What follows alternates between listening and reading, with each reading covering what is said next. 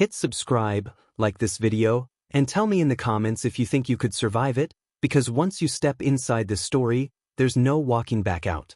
The sirens were still echoing when the ambulance pulled away from the county correctional facility in rural Pennsylvania.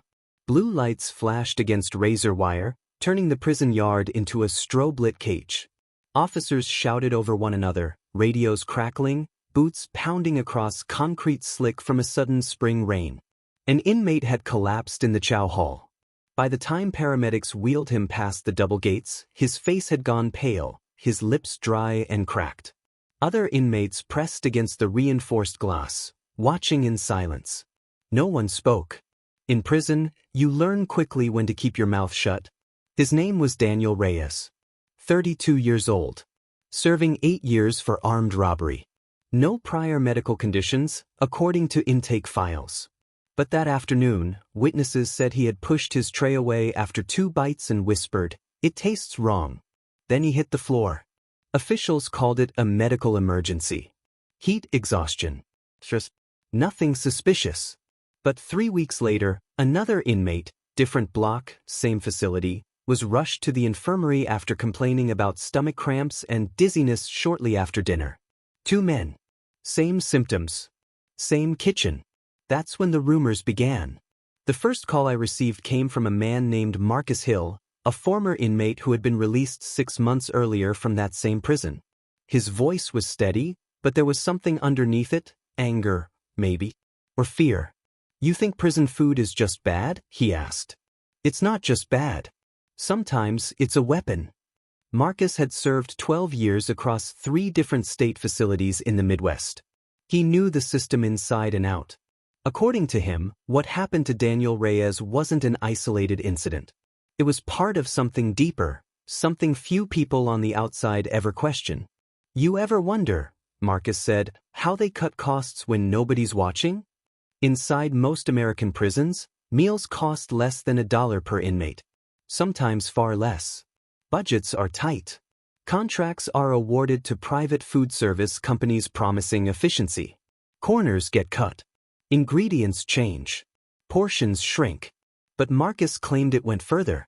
He described watery oatmeal served at breakfast, sometimes with a sour smell. Powdered eggs that clumped like paste. Meat that arrived frozen and left the kitchen barely heated. Bread that crumbled like chalk. On paper, it met federal nutritional guidelines. In reality, it felt like punishment. "Guys would get sick all the time," he said. "But nobody files complaints. You complain, you get labeled difficult. You get moved. Or worse." I started digging. Through public records requests, I obtained inspection reports from several correctional facilities across the United States. Most were routine, minor violations, corrected within days. But in a handful of cases, the language was more alarming. Improper food storage temperatures. Rodent droppings found near dry goods. Expired meat served past its label date. In one Midwestern facility, inspectors documented systemic failure in maintaining sanitary conditions in the kitchen. That report was quietly resolved after a change in management. But the medical logs told another story. Patterns of gastrointestinal complaints. Clusters of dehydration cases. A spike in vitamin deficiencies among inmates in long-term custody. Coincidence? Or cost-cutting with consequences? To understand what was really happening, I traveled to Ohio to meet someone who had worked on the other side of the serving line. Linda Carver had been a corrections officer for 15 years. For 7 of those, she supervised inmate kitchen crews. She agreed to speak on the condition that certain details about her former workplace remain anonymous.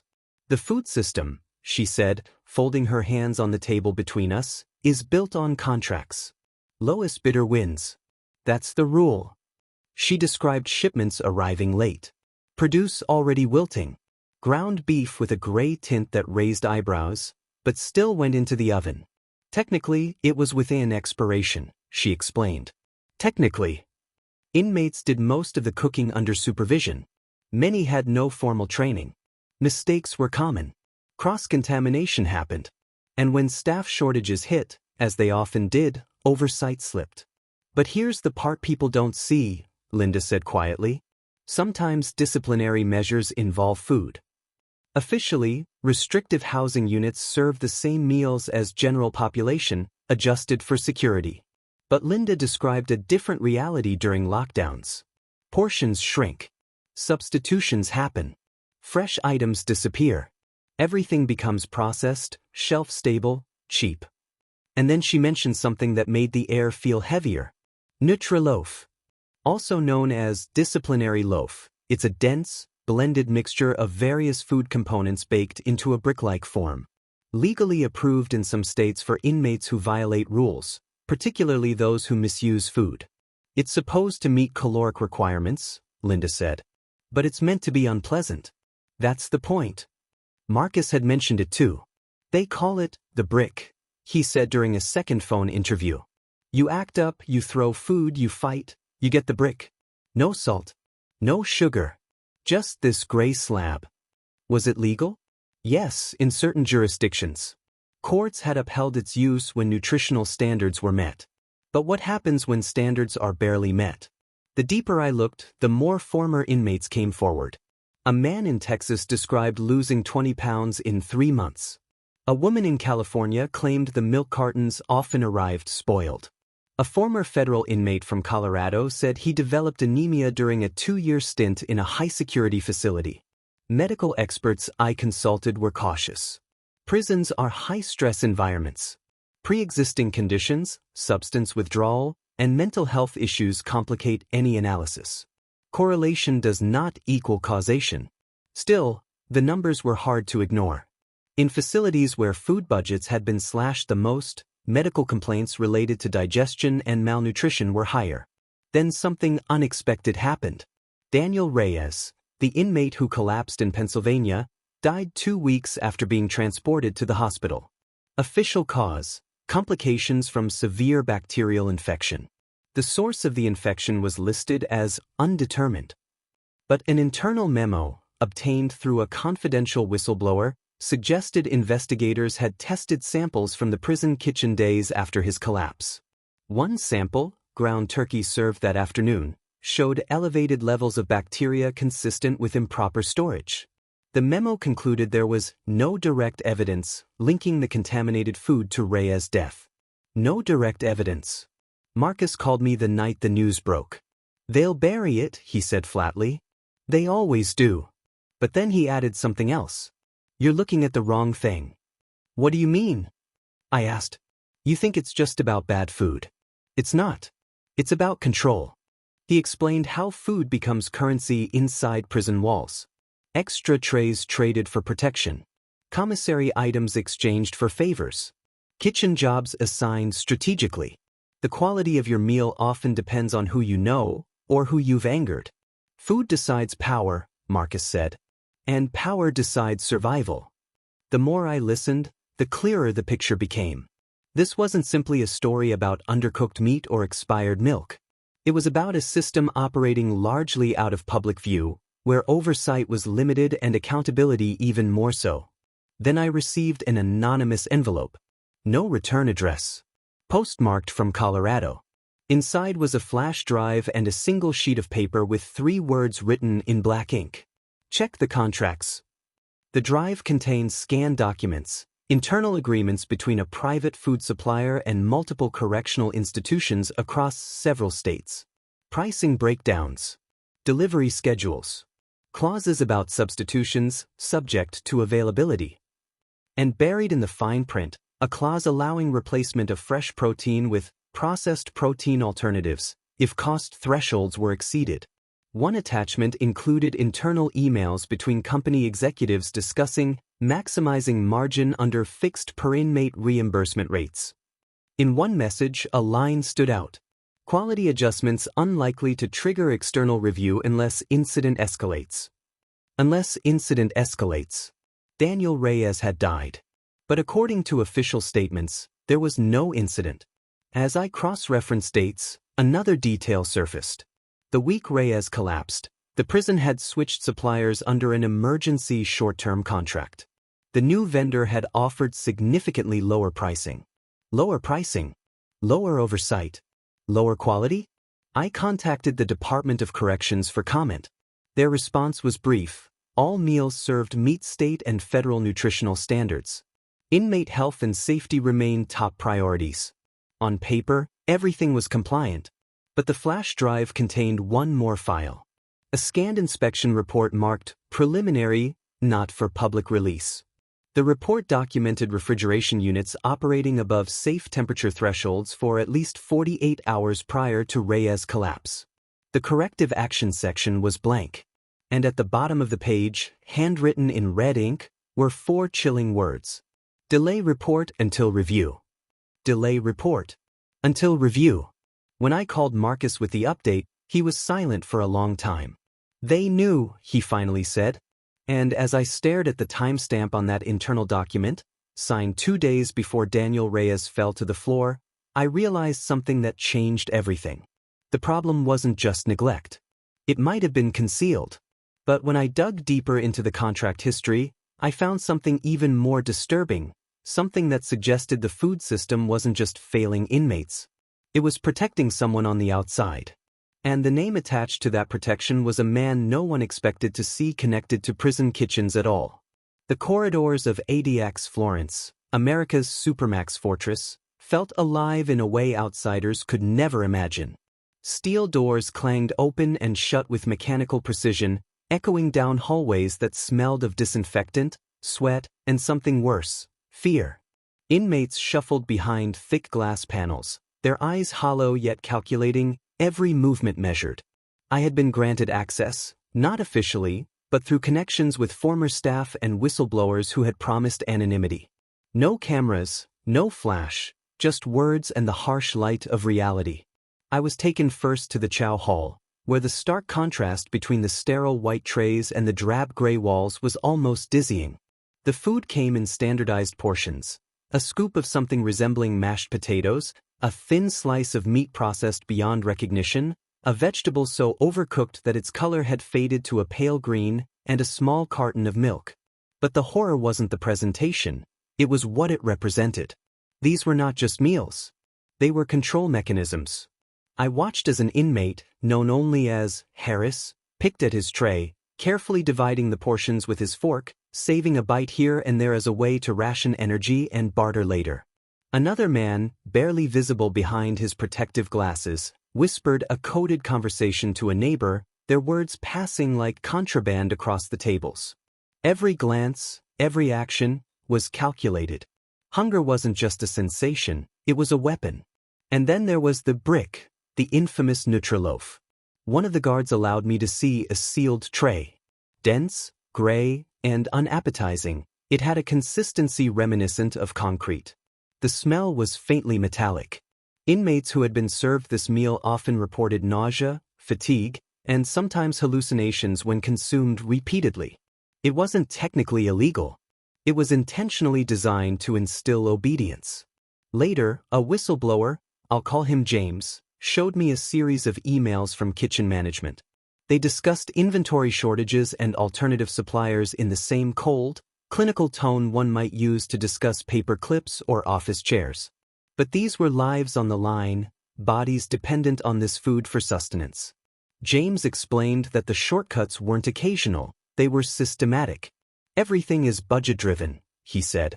And the higher-ups? They don't want to see the consequences. Not really. I turned my attention to the medical logs. Names repeated, symptoms repeated, patterns repeated. Dehydration, vitamin deficiencies, stomach infections. Each chart, each incident, told a story of neglect, not oversight. And yet, official reports consistently marked these events as isolated or coincidental. But the most chilling aspect of all came when I reviewed the surveillance footage inside the kitchen. Not the hallways or cells, this was actual prep and cooking. Inmates moved efficiently, but the ingredients were suspect: cans with slightly bulging lids, meat labeled near expiration, and vegetables that had been shipped days ago. Supervising staff made notes but often allowed substitutions without documentation. No alarm was raised when a batch of meat was rejected by one block but accepted by another. I asked James why the system was allowed to operate this way. His answer was simple and terrifying: accountability only existed on paper. On the ground, it was about efficiency, control, and cost saving. Lives were incidental. Then came the twist. A former supplier's employee, who had once delivered food to several federal prisons, leaked internal memos. Some listed contingency plans for what to do if shipments were delayed or substandard. Others included instructions for replacing perishable items with processed alternatives when costs exceeded budgets. One memo, marked "Confidential Legal Review Pending," had a line that sent shivers down my spine. Do not alert external inspectors. Deviations are to be reported internally only if escalated beyond routine complaints. In other words, unless multiple inmates became visibly ill or died, no external agency would investigate. The system had built-in immunity, and the power dynamics inside the prison were further highlighted during the next incident. One inmate, a man nicknamed Red, had refused to eat his tray. Within hours, he was isolated and served Nutraloaf for the next 3 meals. His behavior shifted: sluggish, agitated, compliant. It was a live demonstration of control through sustenance. I interviewed a nutritionist specializing in institutional diets. He explained that while caloric requirements were technically met, the repetitive monotony and nutritional gaps in these meals could degrade mental and physical health over time. Add stress, isolation, and constant vigilance, and the toll was exponential. The food wasn't just a survival issue, it was psychological warfare. By the second week of my investigation, I had accumulated evidence: photographs, internal emails, medical logs, and first-hand accounts. What shocked me most was the coordinated indifference across various departments. Kitchen managers, correctional officers, medical staff, and procurement officers all played roles in maintaining a system where inmates were fed, yes, but often barely, and often with consequences that ranged from discomfort to severe illness. But then came the final revelation that made everything personal. An internal audit from 2 years prior, never made public, detailed a string of incidents in which inmates had contracted bacterial infections from improperly stored meat. The audit concluded that while the risks were within acceptable thresholds, management recommended implementing stricter storage procedures. That memo sat untouched for 18 months before my sources discovered it. During that time, dozens more inmates reported illnesses similar to those described by Daniel Reyes in Chapter 1. I contacted legal experts and former prison administrators to understand the implications. While the facilities were technically within compliance, the ethical breach was enormous. People had been harmed under the guise of compliance, and the system provided almost no mechanism to address it. The night I left ADX Florence, I couldn't shake the images of the trays, the gray Nutraloaf, the barely palatable vegetables, and the calculated cruelty of meals designed not just for nutrition but for discipline and control. And as I compiled my notes, I realized the story was bigger than just one facility. Across the country, in state and federal prisons alike, the food system was a silent battlefield where control, compliance, and survival intersected. For the inmates, every bite was a decision. Every meal was a negotiation between health, obedience, and the will to endure. When I looked back at my notes, one phrase kept repeating in my mind: control through food. Not just a slogan, but a reality meticulously engineered by budgets, contracts, and human indifference. As I prepared to dive deeper into the hidden contracts and corporate ties feeding this system, one final piece of intelligence arrived. A whistleblower from another federal facility claimed that a new supplier was being fast-tracked, promising even lower costs at the expense of quality. And their first shipment was already scheduled. The stakes had escalated. It wasn't just about undercooked meat or Nutraloaf anymore. It was about a nationwide mechanism of control and neglect, engineered in plain sight. And the next chapter would expose just how deep the rabbit hole went, who was profiting, who was deciding the rules, and who ultimately suffered the most. I began by tracing the suppliers responsible for the food at multiple federal Supermax facilities. What I found wasn't just negligence, it was an intricate network of contractors, lobbyists, and middlemen profiting off a system designed to control, punish, and surveil inmates without accountability. Some of these suppliers had ties to major corporations that also supplied hospitals, schools, and government agencies. But in prisons, corners were cut, quality standards manipulated, and oversight lax. My sources provided invoices, delivery logs, and internal correspondence showing patterns of systematic cost-cutting, cheaper meat, overused preservatives, delayed shipments, and even falsified quality reports. In one damning email chain, a kitchen manager admitted, "We know it's subpar, but as long as it meets calorie counts, nobody cares." It was an industry where human health was a line item, not a priority. Next, I interviewed former inmates willing to talk on record. Their stories were harrowing. One woman, once confined in solitary for months, described her meals as gray, rubbery, and depressing. Another man said, "Some days, the tray arrived cold. Other days, it had mold. You learn to ration your energy, trade pieces of food, or simply go hungry."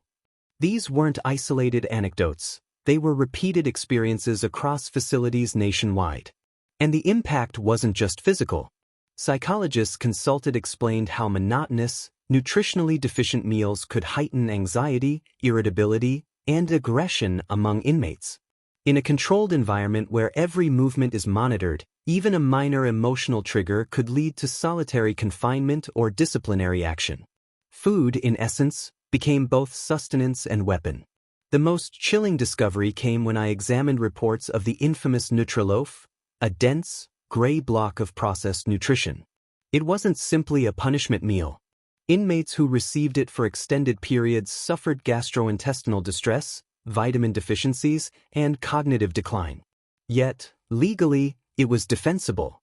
Courts had ruled it met dietary requirements, highlighting the tension between legal compliance and ethical responsibility. Digging deeper, I obtained internal memos from a federal inspector general's office. These memos detailed complaints about food quality, incidents of illness, and the lack of follow-up. In one, an official wrote, "Repeated complaints noted, but without substantial injury, no action is required."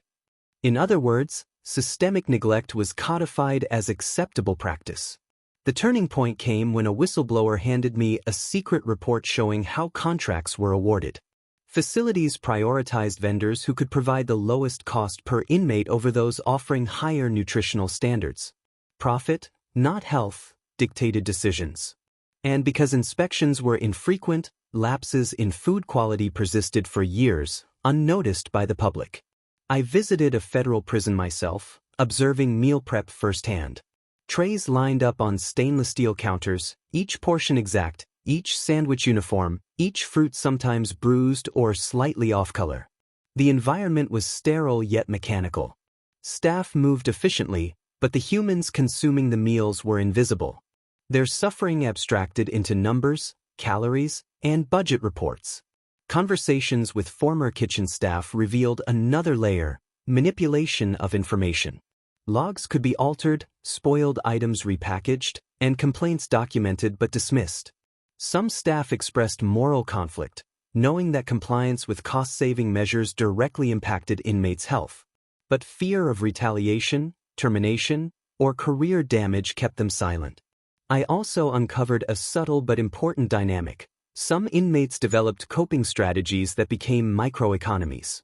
They would barter small portions, trade milk cartons for snacks, or manipulate the distribution process to survive. What was meant to maintain order instead fostered a hidden subculture of negotiation and survival. It was a chilling testament to human ingenuity under oppression. If you thought this story was intense, you're not ready for the next one. Hit subscribe so you don't miss it.